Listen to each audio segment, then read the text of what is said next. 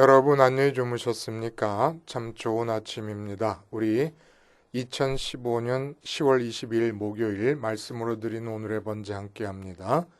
신명기 10장 1절부터 11절까지 말씀으로 같이 합니다. 우리는 1절부터 5절까지만 같이 읽어보겠습니다. 시작. 그때 여호와께서 내게 이르시기를 너는 처음과 같은 두 돌판을 다듬어 가지고 산에 올라 내게로 나아오고 또 나무 궤 하나를 만들라. 네가 깨뜨린 처음 판에 쓴 말을 내가 그 판에 쓰리니 너는 그것을 그 궤에 넣으라 하시기로 내가 조각목으로 궤를 만들고 처음 것과 같은 돌판 둘을 다듬어 손에 들고 산에 오르매 여호와께서 그 총회 날의 산 위 불 가운데에서 너희에게 이르신 십계명을 처음과 같이 그 판에 쓰시고 그것을 내게 주시기로 내가 돌이켜 산에서 내려와서 여호와께서 내게 명령하신 대로 그 판을 내가 만든 궤에 넣었더니 지금까지 있느니라. 오늘 우리가 함께 읽은 말씀 중심으로 세상 훔친 도둑들의 말씀 파괴라는 제목의 하나님 말씀 증거합니다. 세상을 훔친 도둑들이 자기가 원하든 원치 않든 하는 일이 말씀 파괴라는 얘기입니다. 그리고 이 말씀 파괴라고 하는 것은 선민이라고 불리우는 그룹 안에서만 이루어지는 일입니다. 세상 사람들은 말씀을 파괴할 수도 없어요. 그러니까 선민의 그룹 안에 속해 있는 가짜 선민들이 행하는 일이 말씀 파괴고, 이렇게 말씀을 파괴하게 되는 이유는 그들이 알든 모르든 세상을 훔친 도둑들이기 때문에 그렇다는 얘기입니다. 세상을 훔친 도둑들입니까? 반드시 말씀을 파괴하게 되어 있습니다.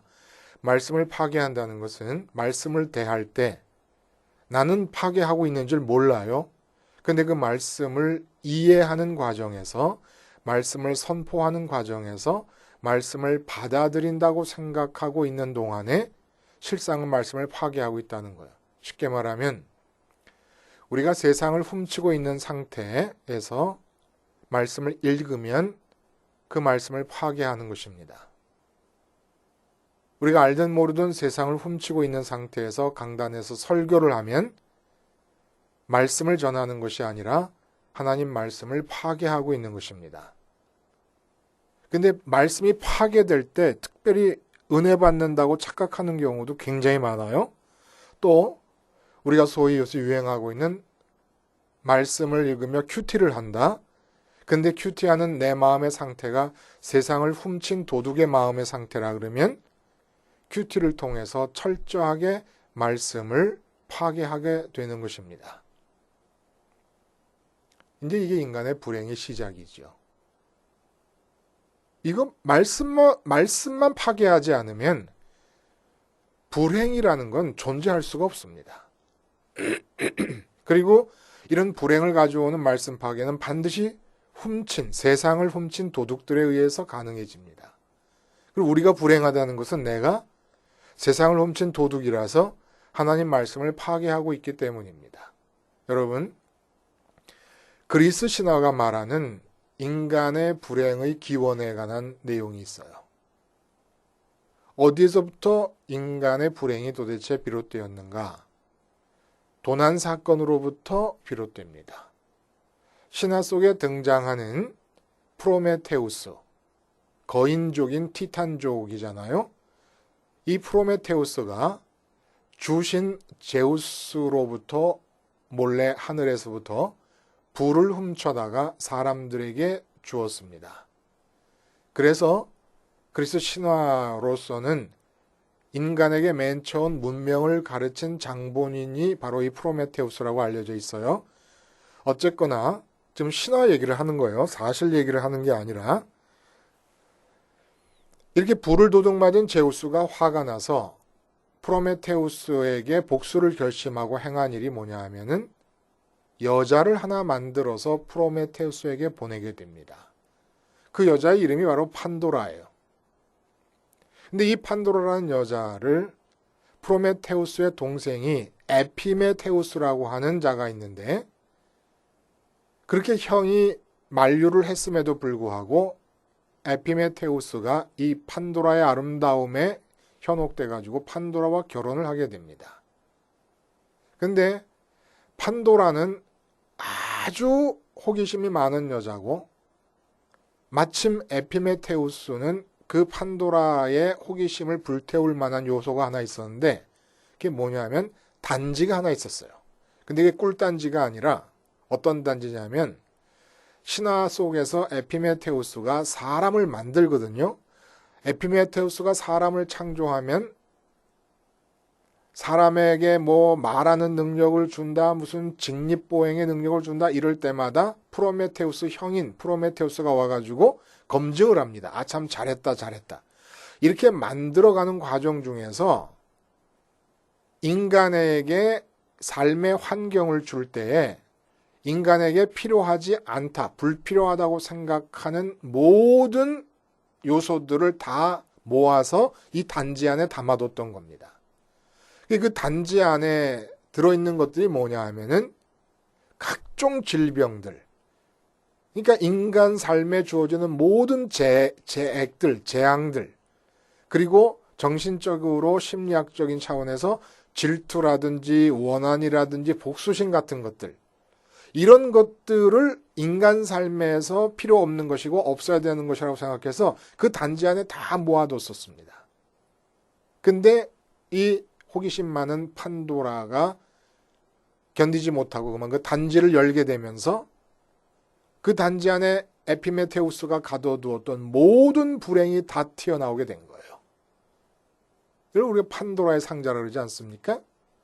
그러니까 그리스 신화가 보는 인간의 삶에서 겪게 된 모든 불행의 이유는 판도라가 판도라 상자를 열었기 때문인데, 더 근원적인 이유는 제우스가 판도라를 만들어서 프로메테우스 집안에 보낸 이유가 뭡니까?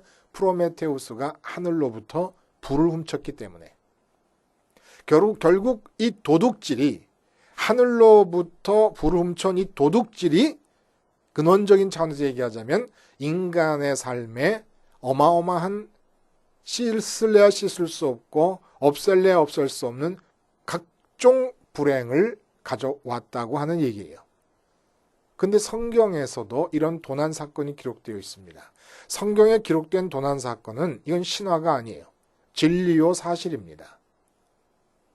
이 도난 사건이 어디서 일어납니까? 아담과 하와의 타락은 결국 도난 사건입니다. 여기서도 판도라처럼 여자인 하와가 이 도난 사건을 통한 인간의 불행에 한 몫을 톡톡히 하는 얘기가 나오죠? 그러면 도대체 인류의 조상인 아담이 훔쳐서 자기들의 후손인 사람들에게 준 것이 무엇일까요?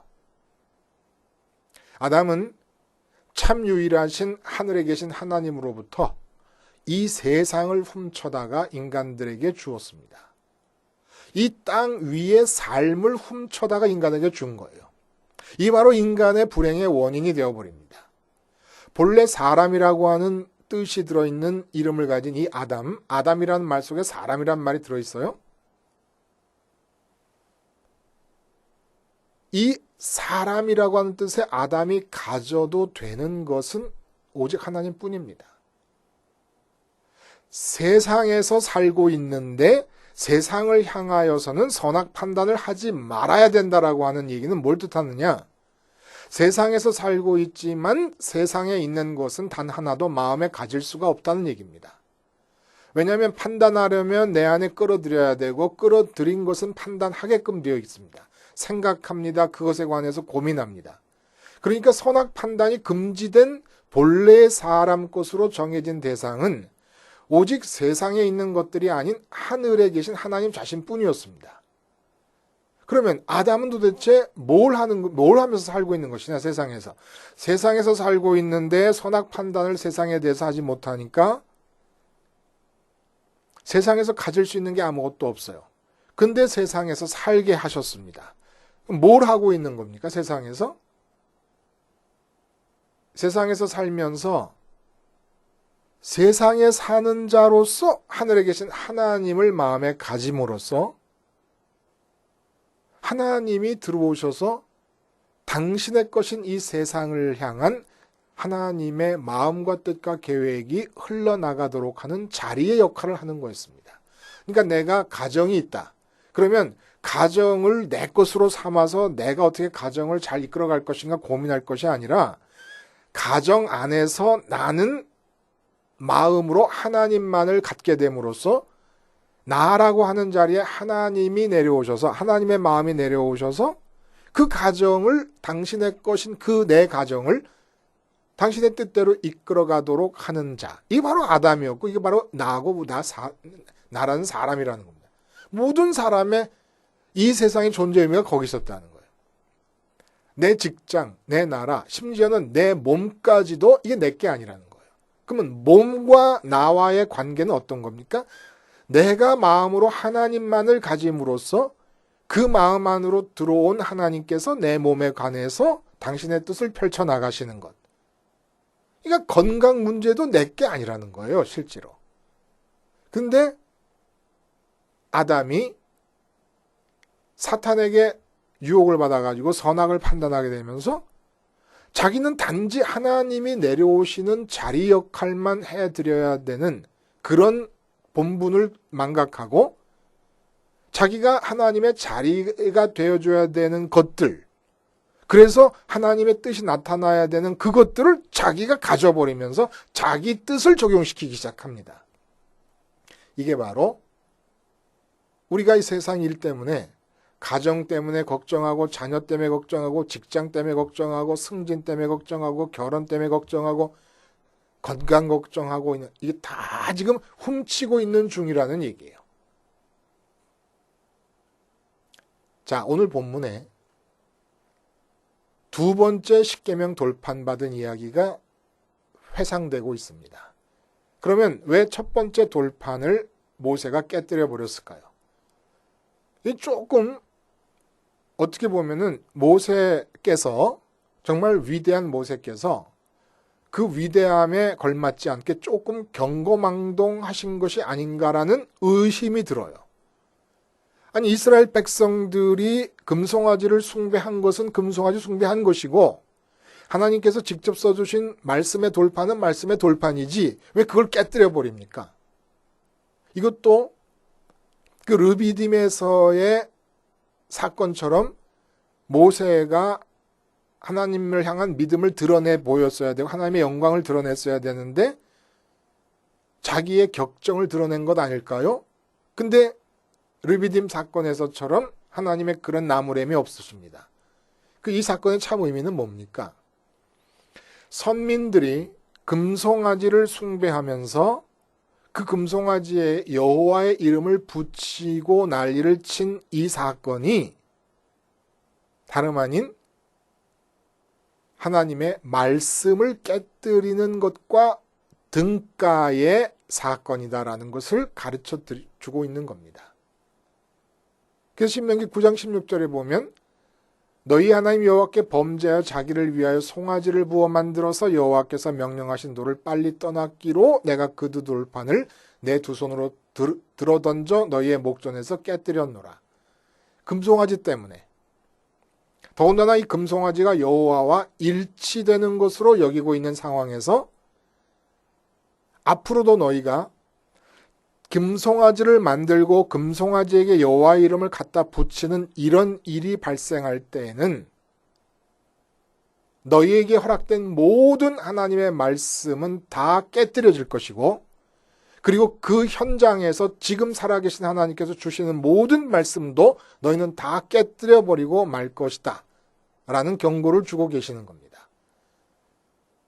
그래서 참 선민과 가짜 선민을 어떻게 가려내느냐?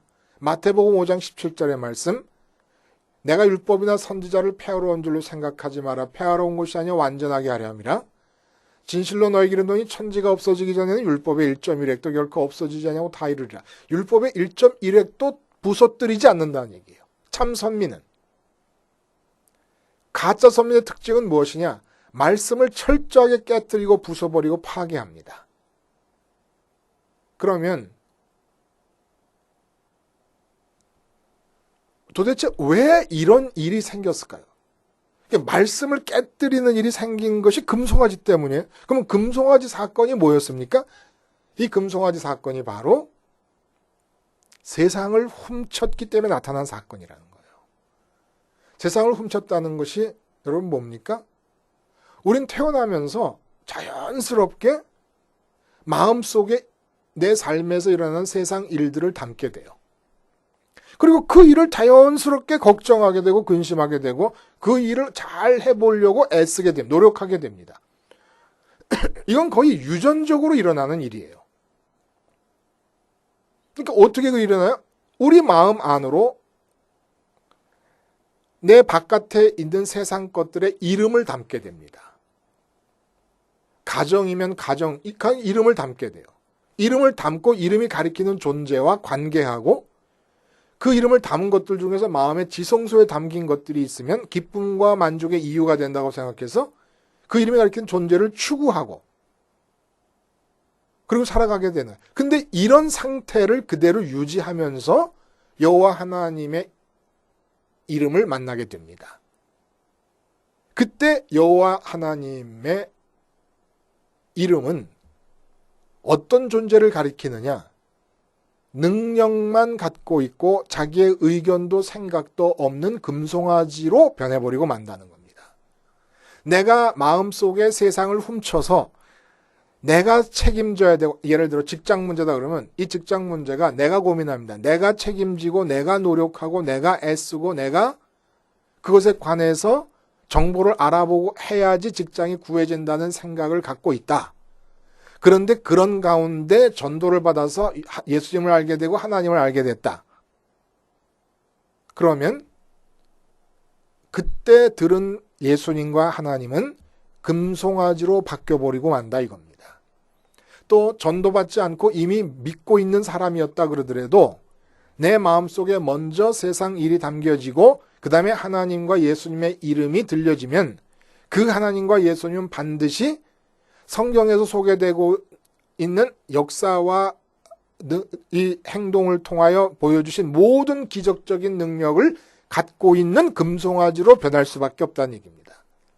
이렇게 하나님이 금송아지로 변해버릴 수밖에 없는 내 마음 상태가 돼버리면 모든 말씀이 다 파괴돼 버리고 부서져 버리고 깨어져 버리고 만다는 거예요. 그러니까 이 사건에서 깨뜨려진 것은 십계명 돌판이 아니라 말씀이 깨어져 나간 겁니다. 그리고 깨어진 게 이것만 깨어진 게 아니에요. 뭐가 또 하나 깨어져 나갔느냐 하면 이 금송아지 사건에서 금송아지 자체를 나중에 모세가 불살라서 찢고 깨뜨려서 가루로 만들어가지고 시내산 계곡물에 뿌려버립니다. 이게 뭘 말하는 겁니까? 내가 그렇게 깨뜨려져서 가루가 되지 않으면 하나님 말씀을 깨뜨리게 된다는 거예요. 어떤 내가 깨뜨려져고 가루가 돼야 됩니까? 마음 안에 세상을 담고 있어서 내가 책임지어야 된다고 생각하던 이 나가 깨뜨려져야 된다는 거예요. 그래서 하나님 말씀이 내게 다가오면 둘 중에 하나야. 내가 깨뜨려지느냐, 하나님 말씀이 깨뜨려지느냐. 하나님 말씀이 깨뜨려지려면 여호와 하나님을 금송아지로 바꿔버리면 됩니다. 왜 금송아지로 바꾼다고요? 십계명 돌판이 뜻하는 바가 뭐예요? 십계명 돌판은 말씀하시는 하나님을 상징합니다. 말씀하신다는 건 하나님의 인격성을 상징하는 거예요. 인격성이라는 게 뭡니까? 생각하고 판단하고 의견이 있으시다는 얘기입니다. 근데 내가 하나님을 금송아지로 바꿔버리니까 인격성의 하나님을 상징하는 돌판이 깨질 수밖에 없는 거죠. 왜냐하면 금송아지는 인격이 없고 단지 능력만 있어. 출애굽을 시켰던 능력, 홍해를 갈랐던 능력, 광야에서 만나와 고기를 먹일 수 있는 그런 능력만 남아있게 되는 거예요. 그래서 뭐라 그러냐면 이 금송아지가 우리를 출애굽시킨 바로 여호와다. 출애굽시켜서 시내산까지 끌고 온 여호와라는 겁니다. 그러면 하나님의 인격성을 상징하는 이 십계명 돌판은 깨져버리고 마는 거예요. 그러니까 누가 깨져야 되는 겁니까? 내가 깨져야 됩니까? 말씀이 깨져야 됩니까? 나는 지금 예를 들어서 삼성이라고 하는, LG라고 하는, SK라고 하는 굴지의 기업에 취직하고 싶다. 취직하고 싶다는 마음이 딱 있어요. 그리고 하나님의 이름을 부르면 하나님은 금송아지가 됩니다. 그리고 진짜 살아계신 인격적인 하나님의 모든 말씀은 다 깨뜨려버리고 파괴되어버리고 맙니다. 그런 상태에서 성경을 읽고 큐티를 읽습니다. 그러면 믿는 자에게 능치 못할 일이 없다. 긍정적인 마인드를 가지고 계속 내가 SK 직원이 됐다고 하는 꿈을 꾸면서 SK 직원 그 배지를 가슴에 단 나의 모습을 그려라. 이따위 식으로 얘기를 하기 시작합니다. 그리고 하나님을 믿고 하나님의 역사를 믿으면 축복이 삼박자로 우리에게 주어질 수 있다. 말씀을 파괴하고 깨뜨리는 거예요. 모두 다. 이렇게 세상 것에 대해서 언급조차 할 필요가 없어요. 사실은. 왜 언급조차 할 필요가 없느냐? 이 세상 건 하나님 것이기 때문에 내 마음이 하나님만 갖게 되면 그 다음에 하나님이 알아서 하시는 거예요. 하나님이. 근데 지독하게도 이거를 깨뜨리지 않는 거예요. 그래서 목이 곧은 거라고 얘기하는 거예요. 우리 내일 그걸 살펴보겠습니다만 목이 곧다는 게 바로 지독하게도 마음이 세상을 놓지 않는 거예요. 훔친 상태를 그대로 고집하는 겁니다. 자연스러운 게 아니라니까요. 내 직장 문제를 내가 걱정하지 않으면 누가 걱정하냐 그렇게 따지고 들잖아요. 지금 내 자녀를 내가 걱정하지 않고 내가 키우려고 고민하지 않으면 누가 걱정하냐 이렇게 지금 따지고 들죠. 말도 안 되지 않는 거냐. 그게 훔친 거예요. 훔친 거. 그게 자연스럽게 느껴질 정도의 죄악이니까 유전죄라는 유전죄. 난 몰라 그게 잘못인 줄을요. 여러분 십계명 말씀이 기록된 돌판이 깨뜨려집니다. 금송아지 때문이에요. 금송아지는 뭐라고요? 인격적 여호와 하나님을 인격성을 제거하고 능력만 남아있는 신으로 바꿔버리는 겁니다. 왜? 인격성은 나만 갖고 있으면 되니까. 내가 판단하고 내가 소원하고 내가 계획하는 것을 이루어주는 비인격적인 능력자이면 되니까. 그래서 금송아지로 바꿔버린 거예요. 그렇게 금송아지로 바꾼 상태에서 성경 말씀을 읽고 큐티하고 설교하고 그러고 있어요. 말씀을 파괴하고 있는 겁니다. 말씀을 파괴하는 것의 불행이 뭡니까? 영이신 하나님께서는 우리와 함께 거하실 때 보이지도 않고 만져지도 않는데 손으로 이렇게도 안 만져지잖아요. 그런 영이신 하나님께서 어떻게 우리 가운데 거하시고 우리와 함께 하시면서 우리의 삶의 문제를 당신의 문제로서 행해 나가시며 진행해 나가실 수가 있습니까? 거하실 자리가 있어야 되는데 영이신 하나님께서 들어와서 활동하시기 위해 점거하실 수 있는 자리는 오직 우리 마음에 받아들여진 말씀밖에 없어요. 말씀이 있어요. 말씀이 파괴되지 않아야 하나님의 영이 들어오시고 말씀이 하나님의 집입니다. 철학자 하이데거가 언어가 존재의 집이라고 말한 것처럼 영이신 하나님이 이 땅에 내려오셔서 거하실 수 있는 유일한 집은 말씀밖에 없어요. 근데 우리 마음이 세상을 훔쳐가지고 담고 있으면서 여호와 하나님을 인격성을 배제하고 능력만 취득해서 여호와 하나님의 이름을 부를 때, 예수님의 이름을 부를 때 그만 하나님이 거하셔서 당신의 것으로서 우리의 삶의 문제를 당신의 뜻대로 해결하실 수 있기 위한 거점을 잃어버리고 맙니다. 그럼 어떤 일이 일어납니까? 우리 창세기 1장 맨 처음에 혼돈과 공허와 흑암 얘기할 때 뭐라 그랬어요?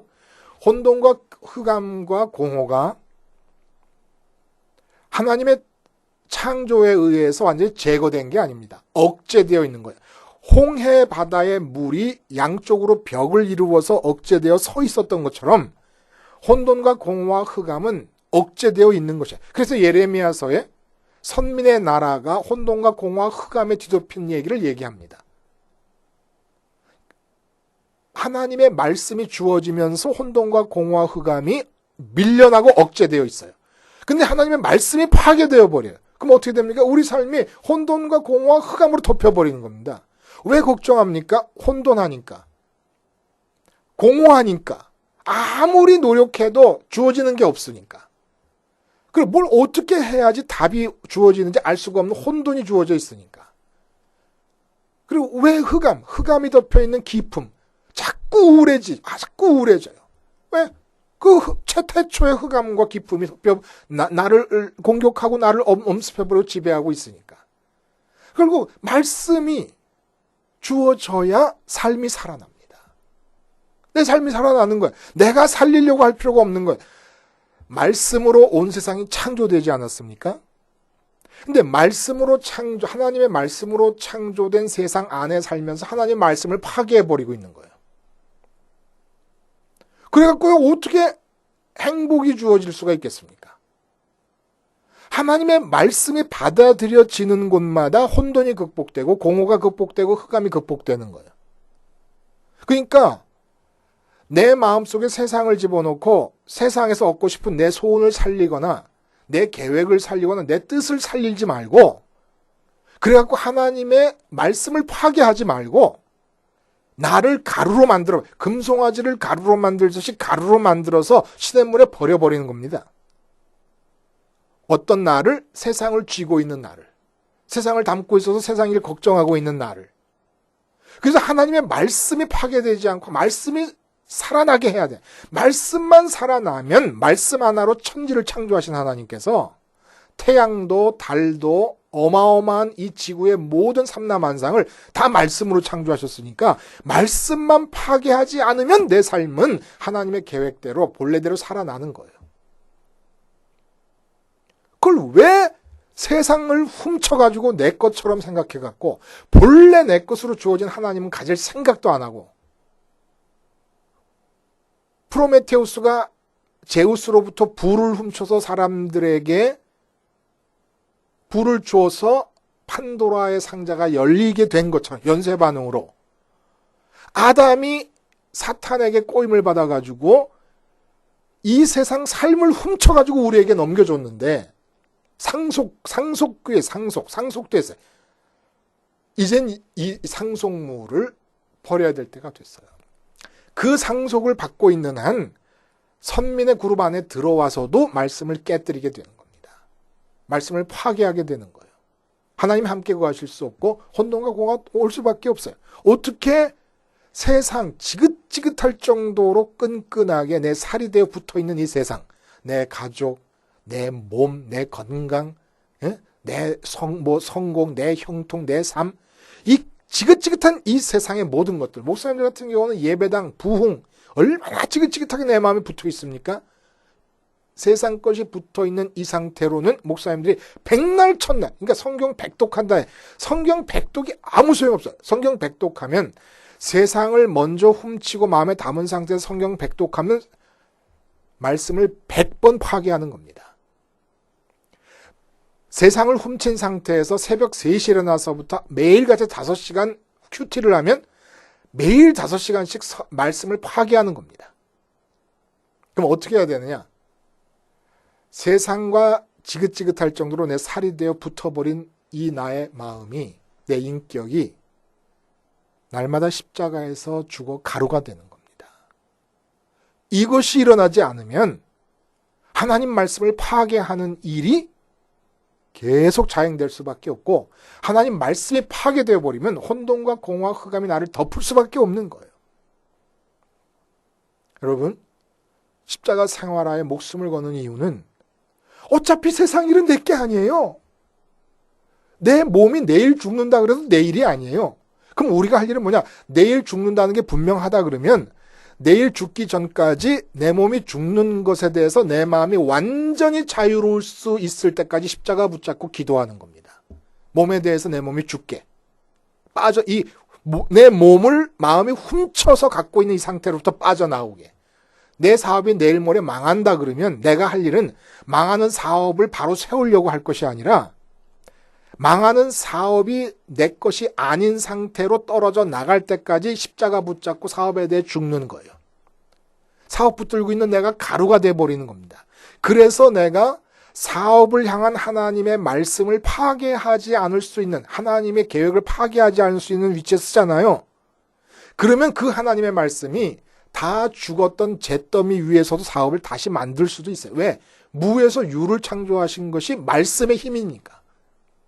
그러니까 내 자식이고 내 건강이고 내 사업이고 제발 하나님의 말씀에 맡겨둬요. 그 말씀 속에 들어있는 하나님의 계획이 어떻게 하시든지 하나님 거니까 하나님 마음대로 하시게 좀 내버려둬요. 좀 십자가로 내버려둬요. 그래서 성경 말씀이고 나의 삶에서 하나님이 이루시려고 하는 계획이들은 하나님의 말씀이건 제발 더 이상은 우리 파괴하지 맙시다. 하나님 말씀을 파괴하지 맙시다. 세상 담으면 어떻게 된다고요?